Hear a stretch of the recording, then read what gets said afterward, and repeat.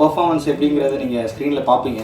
ஏன்னா அப்படி ஒரு பர்ஃபார்மன்ஸ் கொடுத்துருக்காப்புல ஒரு சில சீன்ஸ். ஆக்சுவலி ஹேமலதா சாரி ஹேமராஜ்குமார் அவங்க வந்து பார்த்திங்கன்னா இந்த படத்துக்கு ஐ மீன் நைட்லாம் பார்த்திங்கன்னா ஒரு 5 o'clock வரைக்கும் ஷூட் போகும். கொஞ்சம் கூட ஒரு ஒரு முகம் சுளிக்காமல் ஃபுல்லாக நடித்தாங்க. ஸோ அவங்க செம்மையாக நடிச்சிருக்காங்க படத்தில்.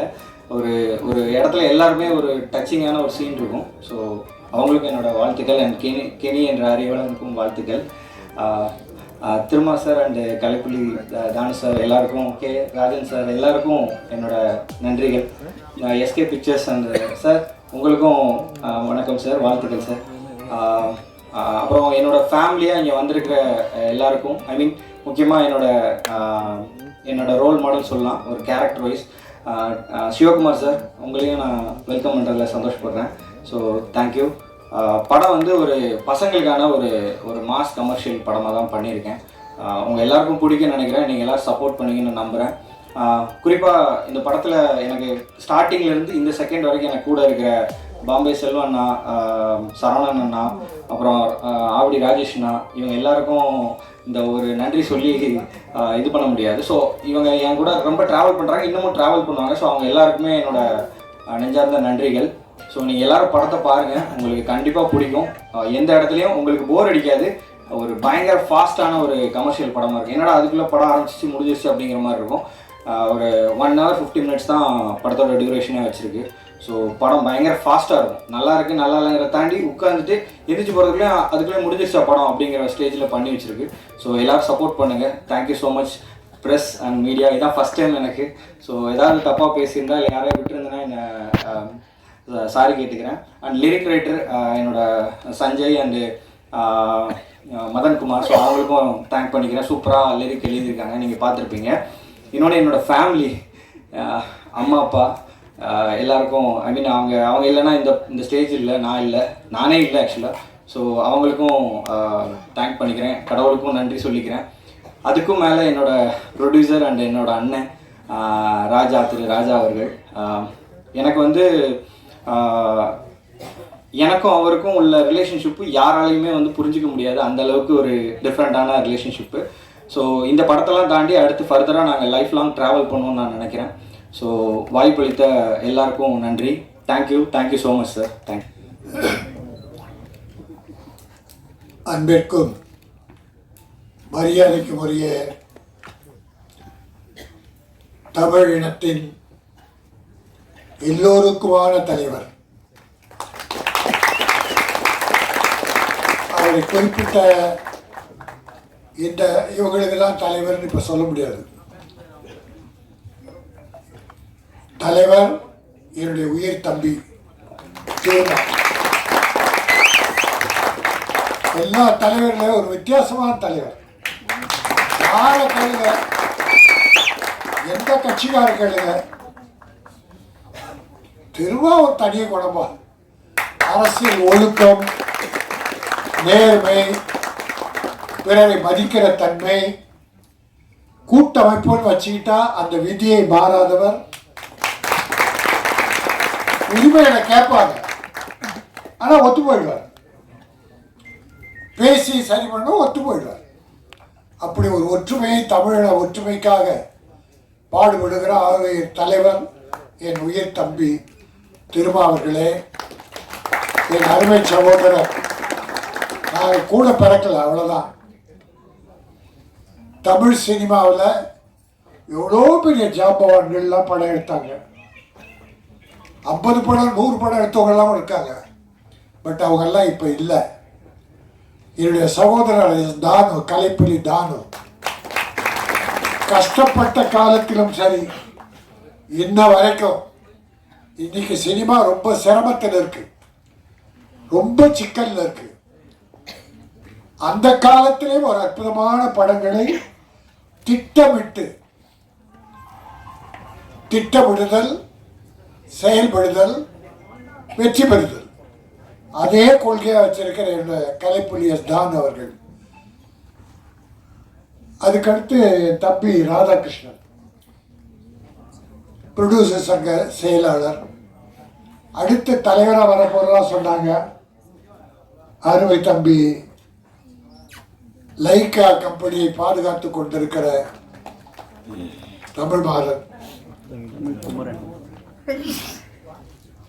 எல்லோரையும் நான் வருக வருக என வரவேற்று வாழ்த்தி ஒரு 3/4 மணி நேரம் பேசலான்னு பார்க்குறேன். இப்போ 8:15 ஆயிடுச்சு. ஒரு 3/4 மணி நேரம், 1 நிமிஷம் குறைஞ்சா கூட என்னை மன்னிச்சிருங்க. ஏன்னா இப்போ 8:15 ஆச்சா. இப்போ பேச ஆரம்பிச்சா எல்லாரும் 10:30 மணிக்கு தான் வீட்டுக்கு போவீங்க. இது தொல் திருமாவளவன் மேடை. அவர் இருக்கும்போது நம்ம யாரும் அதிகம் பேசக்கூடாது. என்ன தவிர நெல்லை பாய்ஸ் ட்ரெய்லர் பார்த்தோம், சிறப்பாக இருந்தது. இளைஞர்கள் கூட்டம். டைரக்டர் நல்லா வேலை வாங்கியிருக்கீங்க. ஒரு பானை சோற்றுக்கு ஒரு சோறு பதம் என்பதை போல அந்த சின்ன காட்சிகள் நல்லாவே இருந்தது. நண்பர்கள் காதல், வீரம், ரவுடிசம், கொலை கொள்ளை எல்லாமே நிறைய பண்ணியிருந்தார். டைரக்டர் கமல் சிறப்பாக பண்ணதால தான், டைரக்டரோட ப்ரொடியூசரோட ஒத்துழைத்தால் தான் இன்னைக்கு ப்ரொடியூசர் அவருக்கு வாழ்த்தினார். இந்த படத்தின் தயாரிப்பாளர் தம்பி வி ராஜா அற்புதமான பையன். அதாவது நான் பெறாத ஒரு பிள்ளை. அன்பு செலுத்தின அப்படி தவறுகளை தட்டி கேட்கற தயங்கவே மாட்டான். அதுல ஒரு ஜூனியர் திருமாவளவன். யார் தப்பு செஞ்சாலும் சரி, அது வாட்ஸ்அப்ல விட்டான்னு வச்சுங்க, திட்டி திட்டுருவான் எல்லாரையும். அவனை கண்டா பயப்படுவாங்க நிறைய பேர். அவன் என்ன பார்த்து பயப்படுவான். ஏன்னா எனக்கு ஜூனியர். இன்னும் நாங்கள் ஒரு வேண்டுகோள் வச்சோம். எங்க கலைப்புலி தானுக்கு சினிமா உலகம் ஒரு பாராட்டு தெரிவிக்கணும்னு. தான் ஏற்றுக்கொள்ளாத ஒன்னே வேண்டுகோளை வச்சிருக்கான். தானே விரும்ப மாட்டேன். அவர் யாராவது 2 வார்த்தை புகழ்ந்தாருன்னா முகத்தை இப்படி திருப்பிக்கார். நம்ம பேசவே முடியாது. உண்மையா பாராட்டுவோம். ஏன்னா இந்த சினிமா சிரமத்தில் ஒவ்வொரு படத்தையும் வெற்றி படம் எடுத்துட்டு இருக்க ஒரு அற்புதமான ஒரு தயாரிப்பாளர். அவரை போல சிலரால் தான் இன்னைக்கு சினிமா நிமிர்ந்து நிற்குதுன்னா தான் ஒரு பெரிய காரணம். அடுத்து என்னுடைய மாப்பிள்ளை ஐஸ்வரி கணேஷ், அவன் ஏறக்குறைய ஒரு 10 படம் எடுத்துட்டு இருக்கான். இப்போ ஒரே ஆள் 10 படம் வேல்ஸ் இன்டர்நேஷனல். அப்புறம் நம்ம லைக்கா படம் நல்ல பெரிய படங்கள் பண்ணிட்டு இருக்காங்க. ஏஜிஎஸ் மீதி யாராவது நினச்சி பாருங்க. இன்னும் சிலர் இருக்காங்க. ஆனால் சொல்லுகிற அளவுக்கு யாரும் இல்லை. சினிமாவோட சிரமப்படுது. ஆனால் திட்டமிட்டு செஞ்சால் வெற்றி படம். மக்கள் நல்ல படங்களை பார்க்குறாங்க. சின்ன படம் ஹீரோ, பெரிய ஹீரோ, சின்ன ஹீரோ பார்க்குறாங்க. கதை இருக்கா, அதை ஒழுங்காக எடுத்து சமுதாயத்துக்கு சொல்லியிருக்காங்களா, அந்த படத்தை இன்னைக்கு மக்கள் பார்த்துட்டு இருக்காங்க. கடந்த 1 வருஷத்தில் சின்ன படங்கள் நிறைய வெற்றி பெற்று, அதனால் இந்த படமும் நெல்லை பாய்ஸ் ஒரு வெற்றி படமாக அமையும். ராஜா இன்னொரு படத்தில் ஹீரோவை நடித்து அவனே டைரக்ட் பண்ணிட்டு இருக்கான். இந்த படம் வெற்றி பெற்று அந்த படம் வெற்றி பெற்று அவன் ஒரு பெரிய ஹீரோவாக வரணும். இந்த டைரக்டரும் பெரிய டைரக்டராக வரணும். இசையமைப்பாளர் 2 பாட்டு கேட்டால் நல்லா இருந்தது. அந்த தம்பிக்கு அவனை வாழ்த்து சொல்லி எல்லோரும் வாழ்க. நல்ல படங்களை பார்த்து பாராட்டுங்கள். தமிழ் கலாச்சாரம் பண்பாடு காக்கிற படங்களை பாருங்கள். இன்னைக்கு தமிழ் கலாச்சாரத்தை கெடுத்து குட்டிச்சவராக்குகிற படங்கள் ஏராளம். கஞ்சா கடத்தல், கொலை கொள்ளை. என்ன சார், ஒரு துப்பாக்கியில் 50 பேர் சொல்கிறான் சார். ஒரு துப்பாக்கி 6 குண்டு இருக்குமா? நான் 50 பேரா? இப்படி ஒருத்தர் அடிச்சு அந்த பக்கம் 6 பேர் விடலாம். அதாவது அந்நேச்சுரல். அதெல்லாம் வேணாம், இயற்கையாக படம் எடுத்தால் தமிழ் மக்கள் பார்க்க தயாராக இருக்கிறார்கள் என்பதை சொல்லி இந்த படம் வாழ்க, வெற்றி பெறுக, தயாரிப்பாளரும் வெற்றி பெற்று பணம் சேர்க்க வேண்டும் என சொல்லி விடைபெறுகிறேன். நன்றி, வணக்கம். நாள் இது, இனிய நாள் இது. என் நகமாலும் எழுச்சி தமிழர் விடுதலை கட்சியின் தலைவர், பாசத்துக்குரிய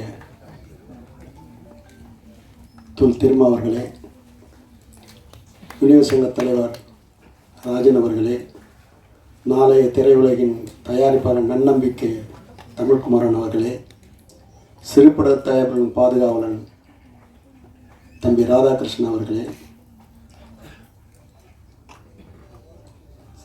சேலத்தை சார்ந்த சகோதரர் அவர்களே, சம்ராட் அசோக் அவர்களே, மேடை வீட்டுக்குரிய மேன்மையாளர்களே, விழாவில் பங்கு கொள்ள வந்திருக்கும் அத்துணை நண்பர்களே, தொலைக்காட்சி தோழர்களே, ஊடக நண்பர்களே, உங்கள் அனைவருக்கும் என் பணிவான மாலை தமிழ் வணக்கத்தினை மகிழ்வோடு தெரிவித்துக் கொள்கின்றேன். தம்பி ராஜா செய்து முடிவு என்றால் முடித்துவிட்டு தான் வந்து நிற்பார். அவருடைய சொல்லாடல், செயலாற்றல் அத்தனையும் திரையுலகுக்கு அதிகம் கிட்டியிருக்கிறது, கிட்டப்போகிறது. அவர் எந்த படம் ஆரம்பித்தாலும் அவருக்கு நான் சொல்வது என்னென்னா ஜாக்கிரதை ரொம்ப ஜாக்கிரதைன்னுவேன். ஆனால் இந்த படத்தை பார்க்கும்போது என் மகனத்துக்கு ரொம்ப சந்தோஷமாக இருந்தது. காட்சிகள்லாம் விறுவிறுன்னு போகுது, பாடல்கள்லாம் செவி குளிர்ந்தது, சிந்தை மகிழ்ந்தது. மிக சிறப்பாக படத்தை இயக்கியிருக்கிறார் கமல் தம்பி. இன்றைய திரையுலகுக்கு ரொம்ப ரொம்ப ரொம்ப அவசியம் ஒரு கட்டுப்பாடு. இன்றைக்கு என்னை பற்றி பாராட்டு விழான்னாரு, கரெக்டாக ராஜன் சார் சொல்லிட்டாரு. சூப்பர் ஸ்டார் அவர் 50 வருஷமாக முடிச்சிருக்கிறாரு. அவர் படைத்த சாதனைகள் அளப்பரிது, எண்ணில் அடங்கா, ஏற்றில் அடங்கா, எழுத்தில் அடங்கா. அப்படிப்படிய சாதனை படைத்தவரே எனக்கு ஃபோன் செய்து தயவு செய்து விழா எடுக்காததானு எனக்கு பிடிக்காதுன்னாரு. அவர் சொல்லும்போது அதை செயல்பட்டு செயல்பட எனக்கு மட்டும் விழா தேவையா? ஆகவே சிலரது விழாக்கள் பெருங்கணக்காக கேளிக்கையாக, நாம் எடுக்கும் விழாக்கள் இந்த சமுதாயத்தை மீட்டெடுப்பதற்காக, இந்த சமுதாயம் மேன்மையேற வேண்டும். அதற்கு எழுச்சி தமிழர் பக்க பலமாக இருக்க வேண்டும். இப்படிப்பட்ட ஒரு மனிதரை நாம் பெற்றது பெரும்பாக்கியம். அத்துணை சமுதாயத்துக்கும் சமதர்மத்துக்கும் ஒரு அடையாளம்தான் தொல் திருமாவர்கள். அப்படிப்பட்ட மனிதனோடு நாம் பயணிப்பதே நாம் பெற்ற பாக்கியம் என்று சொல்லி, தம்பி ராஜா மிகப்பெரிய இடத்துக்கு வருவாய், உயரிய நிலை அடைவாய், இந்த படம் மாபெரும் வெற்றி அடையும் என்று சொல்லி வாய்ப்புக்கு நன்றி தெரிவித்து நன்றி. அன்பார்ந்த நெல்லை பாய்ஸ் திரைப்படத்தின் தயாரிப்பாளர் தம்பி ராஜா அவர்களே, இயக்குனர் கமல்ஜி அவர்களே, இசையமைப்பாளர் பிரசாந்த் அவர்களே, திரைப்படத்தின் கதாநாயகன் தம்பி அறிவழகன் அவர்களே, கதாநாயகி தங்கை ஹேமா அவர்களே, நிகழ்வில் பங்கேற்று வாழ்த்துரை வழங்கி அமர்ந்திருக்கிற பெருமதிப்பிற்குரிய அண்ணன் கலைப்புலி தான் அவர்களே,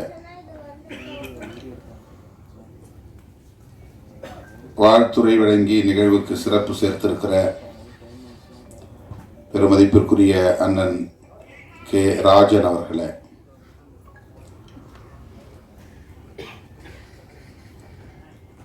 திரைப்பட தயாரிப்பாளர் சங்கத்தின் துணைத் தலைவர் அன்பு இளவல் தமிழ்குமரன் அவர்களே, தமிழ் திரைப்பட தயாரிப்பாளர் சங்கத்தின் செயலாளர் திருமிகு ராதாகிருஷ்ணன் அவர்களே, மற்றும் இந்த நிகழ்வில் பங்கேற்று இதனை சிறப்பித்துக் கொண்டிருக்கிற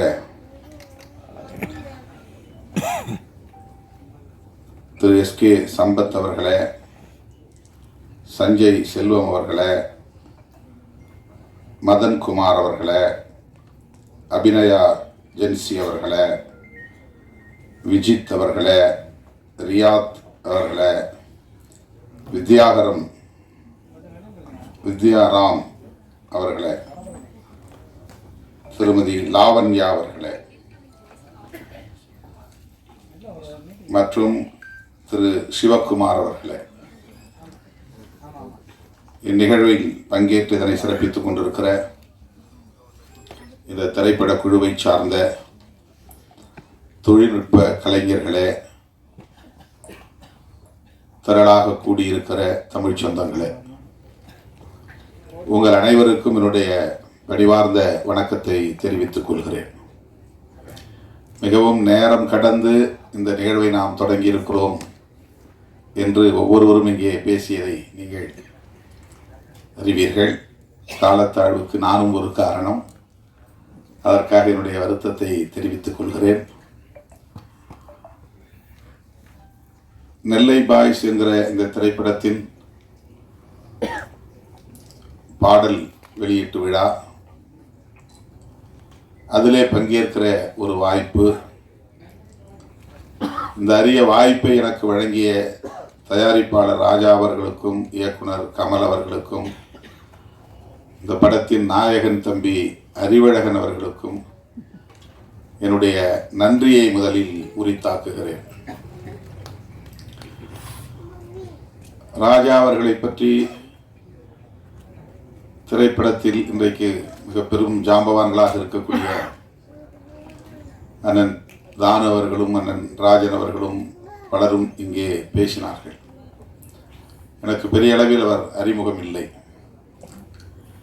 இயக்குனரும் தயாரிப்பாளரும் அறிவழகன் அவர்களோடு வந்து இந்த நிகழ்வுக்கு வர வேண்டும் என்று எனக்கு அழைப்பு விடுத்தார்கள். பல்வேறு பணிச்சுமைகளுக்கு இடையிலே எனக்கு சற்று தயக்கம் இருந்தது. ஆனாலும் மறுதலிக்க இயலவில்லை. அதற்கு முக்கியமான காரணம், இந்த படத்தின் நாயகனாக நடிக்கிற தம்பி அறிவழகன் என்னால் அன்போடு கென்னி என்று அழைக்கப்படக்கூடிய தம்பி, குழந்தையிலிருந்து என் மடியில் வளர்ந்த ஒரு பிள்ளை. நான் எண்ணி பெருமைப்படுகிறேன். திரைப்பட கதாநாயகர்களை தொட்டு பார்த்தால் போதும் என்கிற நிலையில் இருந்த நான் இன்றைக்கு ஒரு நாயகனை நானே மடியில் வளர்த்தேன் என்று பார்க்கிற போது அது பெரும் மகிழ்வை தருகிறது. கே நகர் ஒட்டகப்பாளையத்திலே நான் ஒரு வாடகை வீட்டில் தங்கியிருந்தேன் சில காலம். அந்த வீடு தம்பி அறிவழகனுடைய பெற்றோர் திரைப்பட கேமராமேன் தம்பி வில்லாளன் என்கிற சிகாமணியின் வீடு. அவர் யார் என்றால் ட்ரம்ஸ் சிவமணி அவர்களின் மருமக பிள்ளை, மைத்துனர்.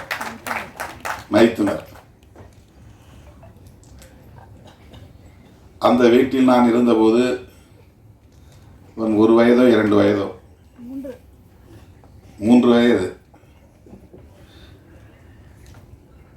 குழந்தைகள் என்றால் எனக்கு அப்படி ஒரு பிரியம் உண்டு.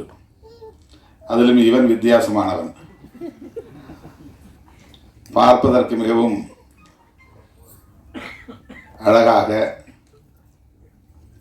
கவர்ச்சிகரமாக இருப்பான். அவ்வளவு அழகிய ஒரு குழந்தை, கொழுகொழுவென்று இருப்பான். அவன் நான் வெளியிலே சுற்றுப்பயணம் போய்விட்டு வந்து நள்ளிரவு வந்தாலும் அவனை பார்த்தால் விடமாட்டேன். காலையில் நிகழ்ச்சிகளுக்கு புறப்படுவதற்கு முன்பு அவனை பார்த்துவிட்டு தான் செல்வேன். அப்படி அவன் மீது ஒரு பிரியம். நிறைய கிள்ளி வைத்திருக்கிறேன், கடித்து வைத்திருக்கிறேன். அப்படி இருந்த ஒரு பிள்ளை இன்றைக்கு வளர்ந்து திரைப்படத்துறையிலே ஒரு கதாநாயகனாக ஒரு படத்தில் நடிக்கிறான் என்பதை அறிந்து உள்ளபடியே நான் பெரிதும் மகிழ்ந்தேன். அவனை பார்க்கிற போதெல்லாம் எப்போது உன் படம் வருகிறது என்று திரும்ப திரும்ப கேட்பேன். எத்தனையோ பலர் அப்படி படங்களில் நடித்து அந்த திரைப்படங்கள் வெளியிடாமல் அப்படியே நின்று விடுவதையும் நாம் பார்க்கிறோம். திரைக்கே வராமல் போய்விடுகிறது. சிறு முதலீட்டு படங்கள் அப்படி பல நெருக்கடிகளை சந்திக்கின்றன. அவர்களால் பெரிய அளவிலே பிரம்மாண்டமான விளம்பரங்களை செய்ய முடிவதில்லை. வெளியீட்டாளர்களும் அந்த அளவுக்கு போட்டி போட்டுக்கொண்டு வாங்க வருவதில்லை. அதாவது டிஸ்ட்ரிபியூட்டர்ஸ், விநியோகஸ்தர்கள். சிறு முதலீட்டு படங்கள் எத்தகைய நெருக்கடிகளை எல்லாம் சந்திக்கின்றன என்பதை நாம் அவ்வப்போது அறிகிறோம். அந்த வரிசையிலே இந்த படமும் ஒன்றோ. அறிவழகன் நடித்த படம் திரைக்கு வராமல் போய்விடுமோ என்ற கவலை எனக்கு இருந்தது. திடுமென போன வாரம் வந்து தயாரிப்பாளர் ராஜா அவர்களையும் கமல்ஜி அவர்களையும் அழைத்து வந்து அறிமுகப்படுத்தி, இந்த நிகழ்ச்சிக்கு நீங்கள் கட்டாயம் வர வேண்டும் என்று தன்னுடைய பெற்றோரோடு வந்து, என்னுடைய தாயாரும் இங்கே வந்திருக்கிறார், அவர்கள் வந்து என்னை அழைத்த போது என்னால் மறுதளிக்க இயலவில்லை, மகிழ்ச்சி தாழவில்லை. கட்டாயம் நான் வருகிறேன், எவ்வளவு வேலைகள் இருந்தாலும் வருகிறேன் என்று உறுதியளித்தேன். கட்சி அலுவலகத்தில் ஏறத்தாழ 200 பேருக்கு மேல் இன்றைக்கு திரண்டிருந்தார்கள். 5 மணிக்கே எனக்கு பதற்றம் வந்து விட்டது. 6 மணிக்கு நிகழ்ச்சி ஆயிற்றே, பெரிய தயாரிப்பாளர்கள், நடிகர்கள் எல்லோரும் வருவதாக சொன்னார்களே, அவர்கள் எல்லாம் முன்கூட்டியே வந்து காத்திருப்பார்களே என்கிற பதற்றம். ஆனாலும் என்னால் உரிய நேரத்திற்கு வர இயலாத அளவுக்கு பல்வேறு மாவட்டங்களிலிருந்து நிறைய தோழர்கள் வந்து என்னை சூழ்ந்து கொண்டார்கள். அவற்றையெல்லாம் பின்னுக்கு தள்ளிவிட்டு நான் இங்கே வந்து உங்கள் முன்னால் நிற்பதிலே மகிழ்ச்சி அடைகிறேன். தம்பி அறிவழகனை நான் நெஞ்சார வாழ்த்துகிறேன். அது என்னுடைய முதல் கடமை. அவருக்கு இப்படி ஒரு வாய்ப்பை தந்த ராஜா அவர்களுக்கும் கமல்ஜி அவர்களுக்கும் என்னுடைய நெஞ்சார்ந்த வாழ்த்துக்கள். அவர் பிரபலமான குடும்ப பின்னணியை கொண்டவர் அல்ல, ஏற்கனவே பல படங்களை நடித்து புகழ் பெற்றவர் அல்ல. ஆனாலும் அவரை ஒரு நாயகன் ஆக்க வேண்டும் என்று துணிந்து தம்பி ராஜா அவர்கள் ஒரு முதலீட்டை செய்திருக்கிறார் என்றால் அவருக்கு எப்படி என்னுடைய பாராட்டை தெரிவிப்பது, வாழ்த்துக்களை தெரிவிப்பது என்று திணறி நிற்கிறேன். அதற்காக அவரை நான் மீண்டும் ஒரு முறை வாழ்த்தவும் பாராட்டவும் கடமைப்பட்டிருக்கிறேன். நெல்லை பாய்ஸ் கதை முழுமையாக நாம் இன்னும் திரைப்படத்தை பார்க்கவில்லை, தெரியவில்லை. ஆனால் அந்த எழுத்தை பார்த்ததும் நான் கேட்டேன், என்ன இந்த நெல்லையில் நிறைய அறிவாள்கள் இருக்கின்றன, கொடுவாள்கள் இருக்கின்றன, இந்த எழுத்தின் வடிவமைப்பிலேயே அருவா இருக்கிறதே என்று கேட்டேன். நெல்லை என்றாலே அருவாள் என்று சொல்லக்கூடிய நிலை. அப்படித்தான் அதை சித்தரிக்க வேண்டும் என்று இல்லை. திரைப்படங்களில் எனக்கு நெடுநாளாக உள்ள ஒரு பெரிய கேள்வி, வன்முறைகள் இல்லாமல் படம் எடுக்கவே முடியாதா என்ற கேள்வி. வன்முறைகளுக்கு முன்னுரிமை அல்லது முக்கியத்துவம் தராமல் திரைப்படங்களை எடுக்க முடியாதா என்ற கேள்வி. திரைப்படங்களில் காட்டுவதைப் போல் உள்ளபடியே மக்களிடையே வன்முறை கலாச்சாரம் இருக்கிறதா என்ற கேள்வி. இயக்குனர்கள் மாற்றி சிந்திக்க வேண்டும். ஒரு கதாநாயகன் என்றால் அவன் 10 பேரை ஒரே நேரத்தில் அடித்து வீழ்த்துவான், 100 பேரை எதிர்கொள்வான், பெரிய அளவில் ஒரு தாதாயிசம் அல்லது ரவுடியிசம் இருந்தால்தான் அவன் ஹீரோ என்று கட்டாயமாக வலிந்து அதை காட்டித்தான் ஆக வேண்டுமா என்ற கேள்வி எனக்கு உண்டு. நெல்லையில் எவ்வளவோ பேர் கல்விமான்கள் இருக்கிறார்கள், தொழிலதிபர்கள் இருக்கிறார்கள், ஆய்வாளர்கள் இருக்கிறார்கள், நீதிபதிகள் தோன்றி இருக்கிறார்கள். இன்னும் பல்வேறு சிறப்புக்குரியவர்கள் இருக்கிறார்கள். தென் மாவட்டங்கள் என்றாலே அருவா கலாச்சாரம், நெல்லை என்றாலே அருவா கலாச்சாரம் என்பதை போன்ற ஒரு தோற்றத்தை ஏற்படுத்துகிற போக்கு தொடர்ந்து இருக்கிறதே என்ற கவலை எனக்கு உண்டு. இந்த படத்தை வைத்து நான் பேசுவதாக கருத வேண்டாம், பொதுவாக பேசுகிறேன். அதை நாம் நியாயப்படுத்துகிறோம். காதலும் வீரமும் தமிழர் பண்பாடு என்று. வீரம் என்பது வேறு, வன்முறை என்பது வேறு. நான் மதுரையிலே 90களின் தொடக்கத்தில் இந்த இயக்கப் பணிகளை ஆற்றிய போது தோழர்களுக்கு பேசுகிற போது வீரம் என்றால் அருவாளை தூக்குவது என்று பொருள் அல்ல. நெருக்கடிகள் சூழ்ந்த போதும் கொள்கை நெறிப்படியே வாழ்தல் வீரம் என்று ஒரு முழக்கமே நான் எழுதினேன்.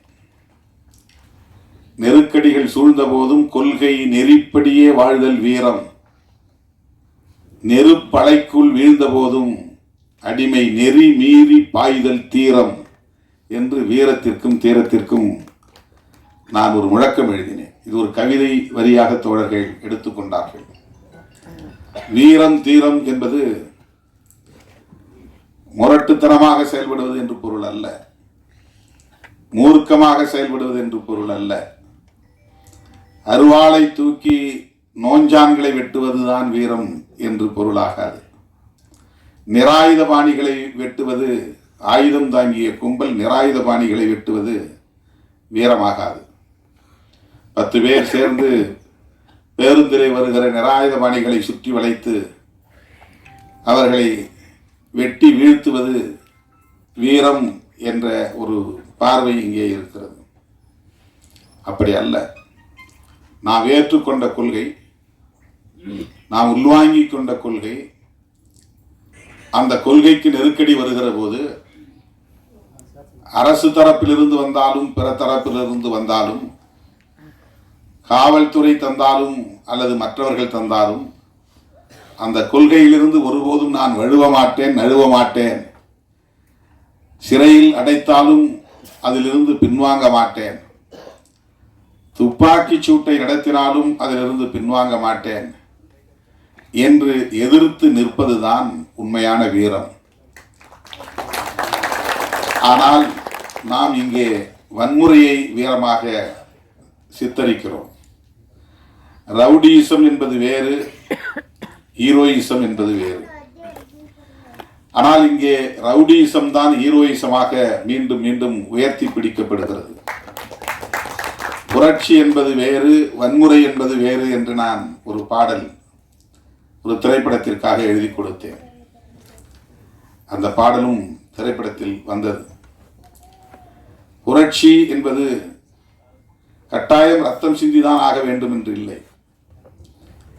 புரட்சியாளர் அம்பேத்கர் செய்தது ஆயுதம் இல்லாத ஒரு புரட்சி. அவர் எந்த இடத்திலும் ஆயுதம் ஏந்துவோம் என்று சொல்லவில்லை. ஆயுதம் ஏந்துவதற்கான எந்த சூழலையும் அவர் உருவாக்கவில்லை. ஆனால் இன்றைக்கு இந்திய அரசியலில் விவாதங்களின் மைய பொருளாய் இருப்பது அம்பேத்கரின் சிந்தனைகள் தான். அரசமைப்பு சட்டம்தான் இன்றைக்கு இந்திய அரசியலின் மைய பொருளாக இருக்கிறது. நாம் இங்கே சமூக நீதி என்று பேசுகிறோம், அது அரசியலமைப்பு சட்டத்தின் கோட்பாடு தான்.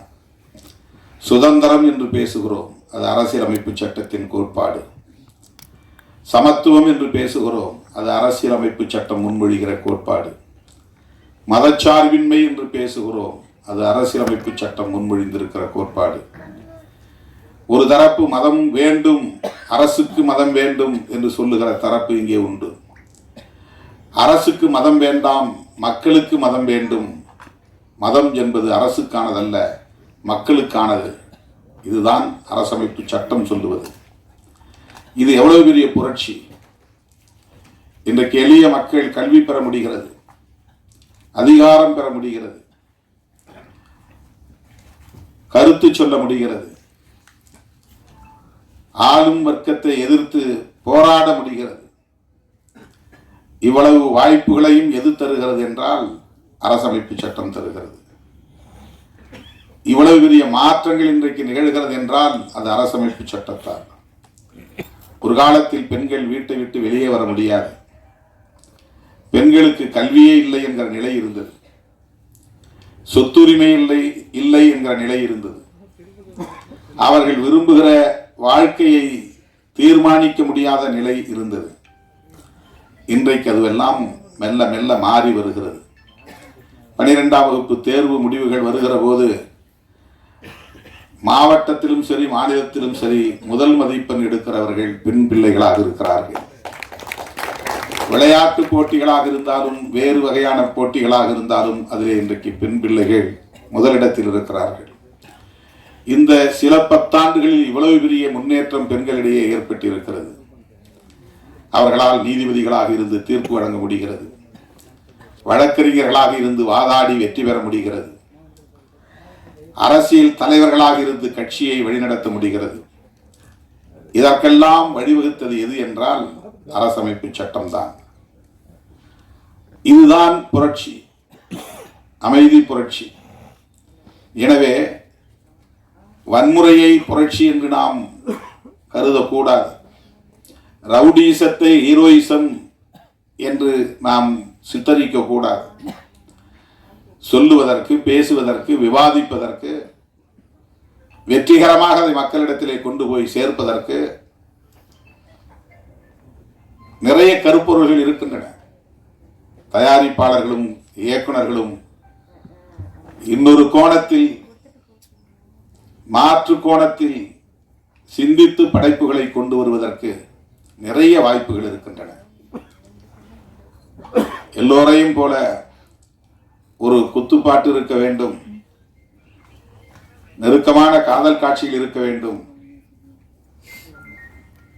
கவர்ச்சிகரமான காட்சிகள் அமைய வேண்டும், அதுதான் வியாபார உத்தி என்று ஒரு வரையறையை வைத்துக்கொண்டு ஸ்கிரிப்ட் எழுதுகிற நிலை இருக்கிறது.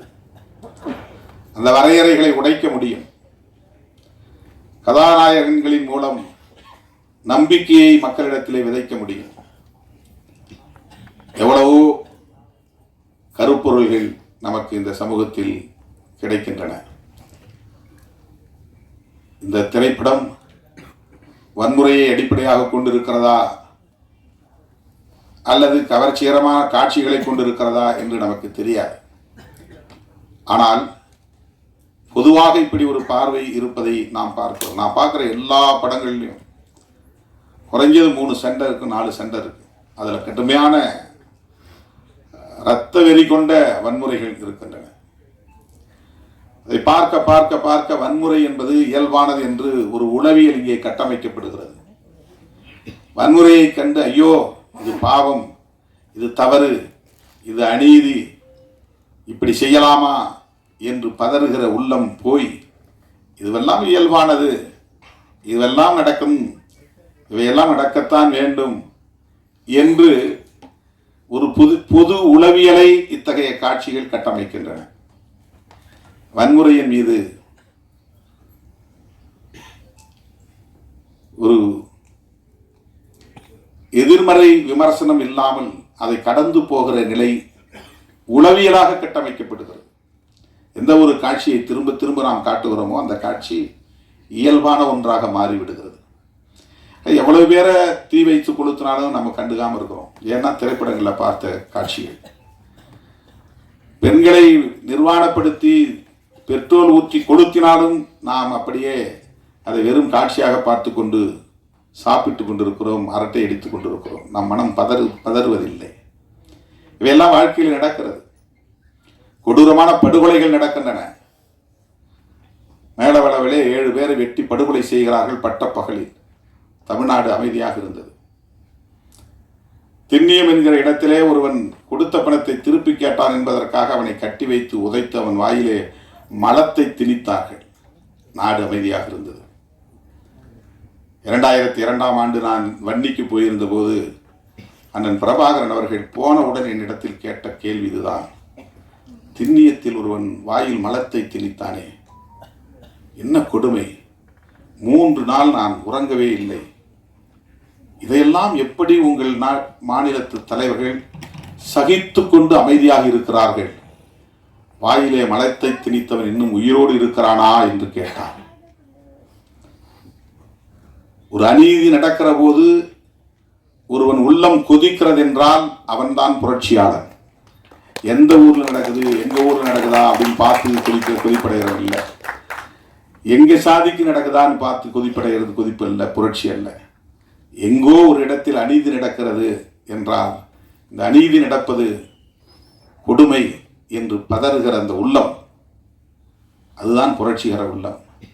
அப்படி பதற முடியாமல் ஆக்குவது எது என்றால் திரைப்படங்களில் காட்டுகிற இத்தகைய காட்சிகள் தான். தினந்தோறும் பார்க்குறோம். எல்லா படத்திலும் வன்முறைகள். 10 பேர் சேர்ந்து ஒருவனை கொடூரமாக வெட்டி படுகொலை செய்யக்கூடிய காட்சிகள், ரத்தம் தெறிக்கிற காட்சிகள், இதுவெல்லாம் நம்ம ஒரு படமாக தான் காட்சியாக தான் நடத்துகிறோம். ஆனால் அதை பார்க்குற மக்கள் மத்தியில் அது ஒரு தாக்கத்தை ஏற்படுத்துகிறது. அது ஒரு பொது உளவியலை கட்டமைக்கிறது. இப்படி தான் நடக்கும். அங்கே 2 பேரை வெட்டிட்டாங்களா, 10 பேரை வெட்டிட்டாங்களா, அதை பற்றி நமக்கு பிரச்சனையே இருக்காது, கவலையே இருக்காது, பதற்றமே இருக்காது, படபடப்பு இருக்காது, பதைப்பு இருக்காது. அப்புறம் அநீதி நிகழ்ந்து கொண்டே தான் இருக்கும். வீட்டுக்குள்ளே புகுந்து ஒருத்தன் துப்பாக்கியால் சொல்கிறான் கர்நாடகாவில். ஏண்டான்னா அவன் இடதுசாரி சிந்தனையாளர். நாடு அமைதியாக இருக்கிறது, பதறவே இல்லை. அந்த கவலையிலிருந்து நான் இதை சுட்டி காட்டுகிறேன். இந்த திரைப்படத்தை முழுமையாக பார்க்க ஆசை. ஏனென்றால் அதிலே தம்பி அறிவழகன் கதாநாயகனாக நடித்திருக்கிறான் என்பதும் ஒரு காரணம். நெல்லை பாய்ஸ் எப்படிப்பட்டவர்களாக இருக்கிறார்கள், நம்முடைய கமல்ஜி அதை எப்படி இயக்கியிருக்கிறார், நடிகராகவும் தயாரிப்பாளராகவும் இருக்கிற தம்பி ராஜா அவர்கள் எப்படி இதில் கவனம் செலுத்தி இருக்கிறார், அவருக்கு எதிர்காலம் இருக்கிறது என்று அண்ணன் ராஜன் அவர்களும் பேசினார், அண்ணன் தானு அவர்களும் பேசினார். ஒரு படத்தை தயாரிப்பது எவ்வளவு பெரிய போராட்டம் என்பது நமக்கு தெரியும். சிறு முதலீடு என்றால் அதற்கு சிறு படம் என்று நாம் சொல்லுகிறோம். எந்த படமும் சிறிய படம் பெரிய படம் என்று இல்லை. முதலீடு தான் சிறிய முதலீடு, பெரிய முதலீடு. சிறு முதலீட்டு படங்கள் என்று வேண்டுமானால் நாம் சொல்லலாம், சிறு படங்கள் என்று சொல்லக்கூடாது. தயாரிப்பாளர்களுக்கு இருக்கிற நெருக்கடிகள், அந்த படத்தை தயாரித்து அதை திரைக்கு கொண்டு வருவது என்பது எவ்வளவு பெரிய போராட்டம் என்பது நமக்கு தெரியும். வந்ததும் அண்ணன் சொன்னார், 200 படம் வருதுன்னா 190 படங்கள் படுத்துக்குது, 10 படங்கள் தான் ஓடுது. ஆனாலும் இன்னும் 100 பேர் திரும்ப அந்த காலத்துக்குள்ள வராங்க. இந்த தகவலை சொன்னார். தயாரிப்பாளர்கள் நலிவடைந்து விடக்கூடாது, நட்டமடையக்கூடாது. அவர்களும் இங்கே பாதுகாப்பாக தொடர்ந்து இயங்க வேண்டும். அதற்காகத்தான் இந்த சங்கங்கள் எல்லாம், தயாரிப்பாளர்கள் சங்கம், இயக்குனர்கள் சங்கம் என்று ஒவ்வொரு கலைஞர்களுக்கும் தனித்தனியே சங்கங்கள். தயாரிப்பாளரும் இயக்குனரும் ஒருமித்த கருத்தோடு இணைந்து இயங்கினால்தான் ஒரு படம் முழுமை பெறும்.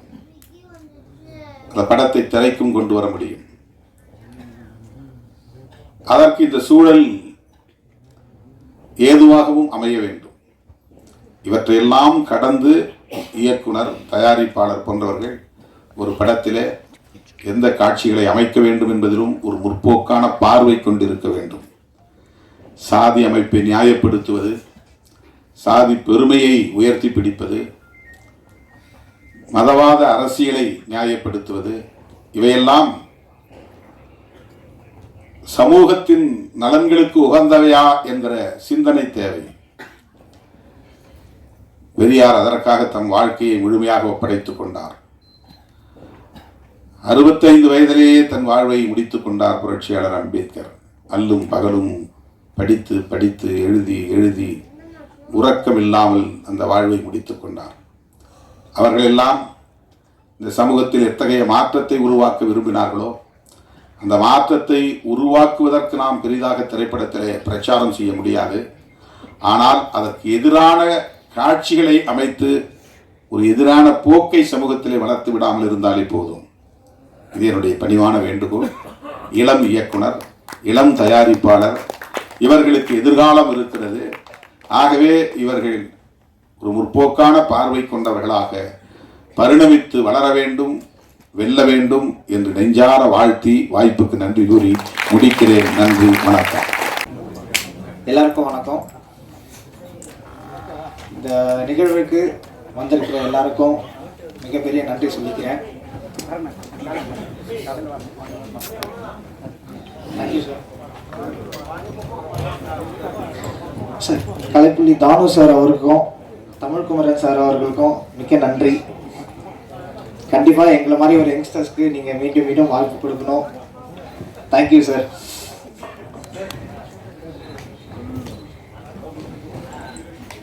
என்னுடைய அழைப்பை ஏற்று இங்கே வருகை தந்திருக்கும் என்னுடைய ஆசான்,